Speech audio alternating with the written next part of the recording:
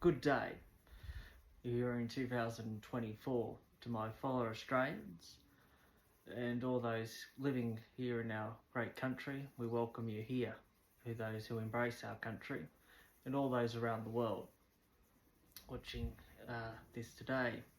Guwambanga, welcome. That's in our local Indigenous language. Mandanguru, thank you. Muji, mate. Well, to address a few elephants in the room, or yowies we should say, here in Australia.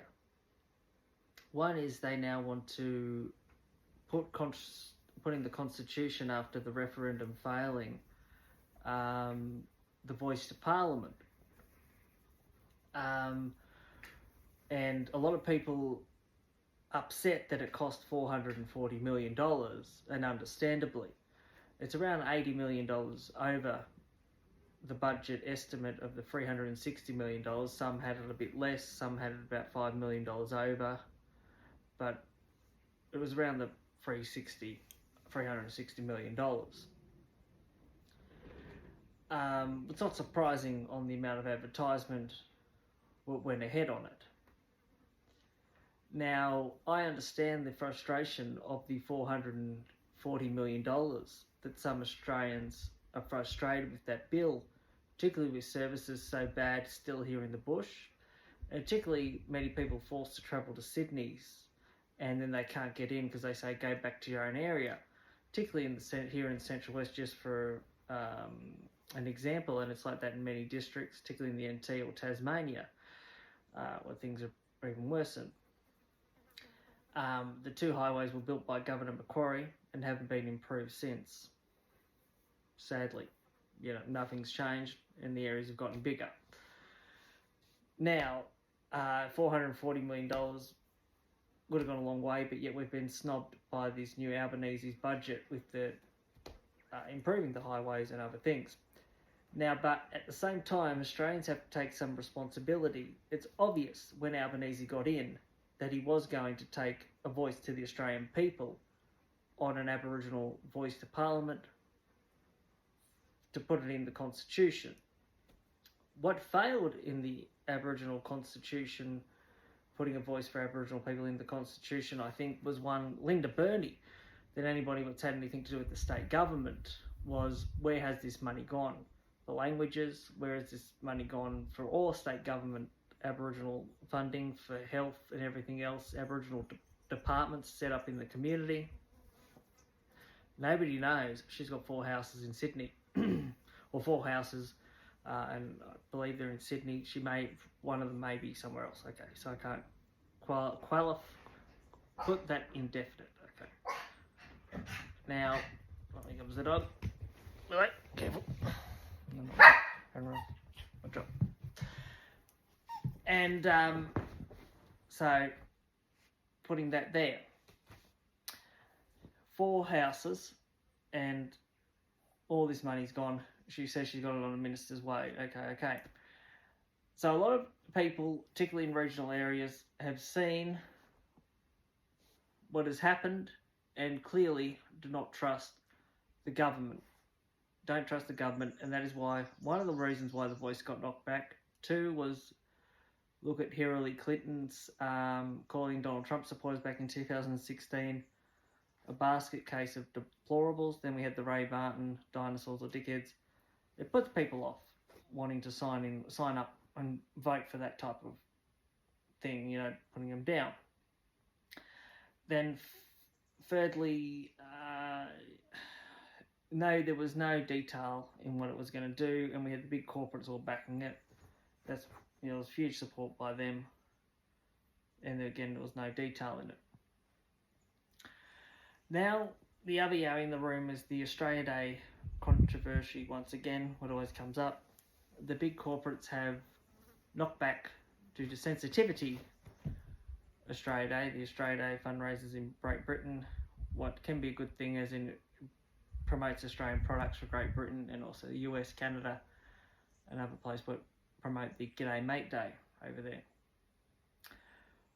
Well, to promote, the yowie in the room there was they were some big supporters of the Yes campaign, but some may claim as it was a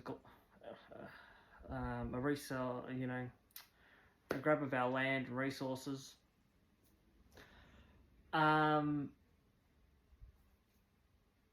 BlackRock is the majority owner of these companies that are now boycotting the Australia Day.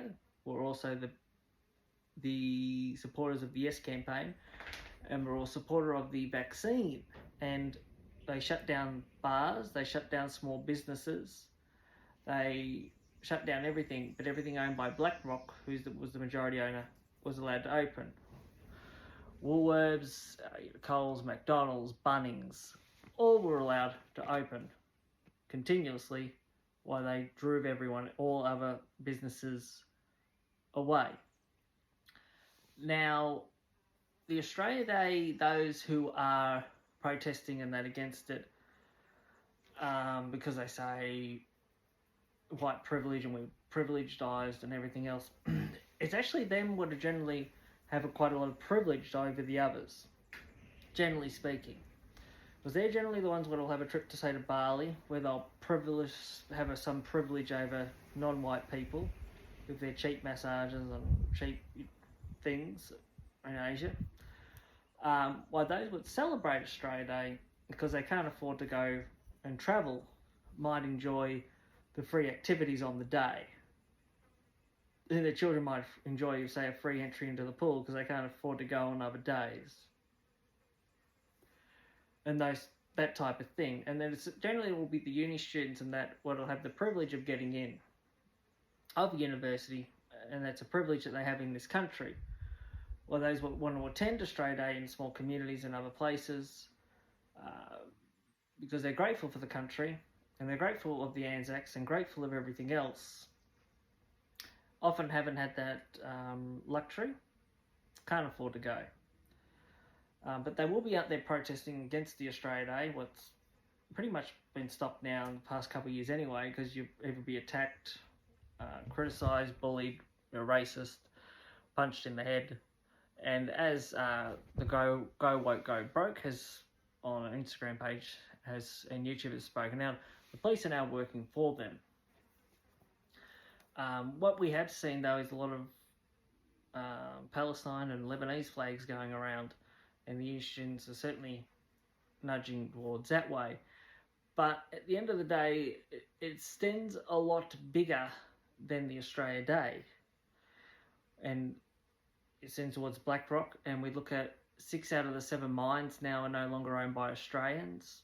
The 3 biggest agricultural farms are now no longer owned by Australians. And as they say, Australia Day is desensitive to some.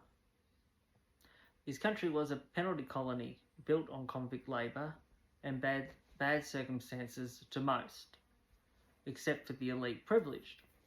Okay. However, the BlackRock are making it and segregating Australians against one another. Most of their stuff, and a lot of their stuff, particularly the cheaper versions of the things that they're making, are in fact made in Chinese concentration camps. There's never a label on what they're selling. Sensitive, this has been made in a Chinese concentration camp.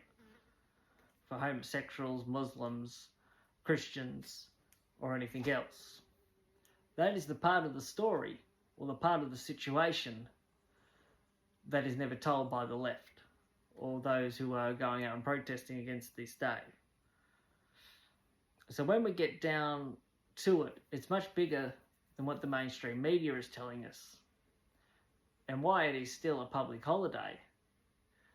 The Australia Day itself is almost over, unless Australians can have the courage to bring it back. It would be no surprise that Anthony Albanese, going on his response towards communism and the Palestinians, and his dislikement to what's happening, would be in no favour of Australia Day, particularly if he's scrapping of it over in Great Britain with Mr. Smith. And that is the government we are led by today.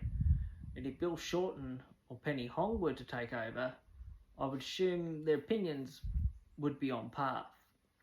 And with them only winning by 32% of the primary vote, they really do need the Greens to keep in government, and also Albanese's seat being in the trendy Newtown, he really has to survive by doing what is best for the left elite. And there certainly will be a lot of Australian flags burnt on that day, but not many risen in celebration. Even though the Australian flag represents King George, who brought in democracy, St. Patrick of Ireland, and St. Andrew of Scotland, and the Southern Cross, what we can see in the sky, but some believe is the dinner one in the sky of Australia, and some say it's not, because the Aboriginal people never believed in a, how should you put it, a one God scenario like Christians or Jews, Abrahamic religions as such. But that is a personal decision. Some are very spiritual in the Dinawan creation story.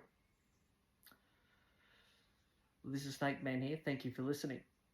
Mandanguru. Until we meet again.